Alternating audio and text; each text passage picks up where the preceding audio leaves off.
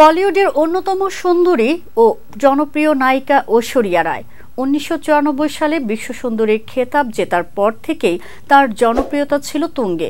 বিশ্ব সুন্দরী ঐশ্বরিয়া রায় মানেই বিশেষ কিছু। ঐশ্বরিয়াকে নিমন্ত্রণ জানাতে মরিয়া থাকত দেশ বিদেশের নামকরা ভক্তরা।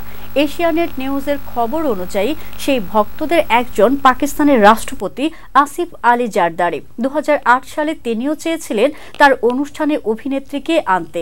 অভিনয়ের পাশাপাশি মডেলিং, ব্যক্তিগত অনুষ্ঠানে উপস্থিত হয়েও মোটা টাকা আয় করেন তারকারা। ঐশ্বরিয়াকেও সে সময় বিভিন্ন অনুষ্ঠানে যোগ দিতে দেখা যেত। শোনা যায় জারদারি নিজের ইচ্ছা পূরণের জন্য ১০ কোটি রুপি ব্যয় করেছিলেন, যদিও এর প্রমাণ এখন পর্যন্ত নেই। এ প্রসঙ্গে ঐশ্বরিয়া নিজেও মুখ খোলেননি। জারদারি থেকে ১০ কোটি রুপি নিয়েছেন ঐশ্বরিয়া। প্রথম দিকে এ দাবি করেন পাকিস্তানের রাজনৈতিক বিশ্লেষক শাহিদ মাসুদ। জারদারির একটি ঘনিষ্ঠ সূত্রের মাধ্যমে তিনি জানতে পারেন পাক প্রেসিডেন্টের বাসভবনের অনুষ্ঠানে এক রাতে নৃত্য পরিবেশনা করেন ঐশ্বরিয়া।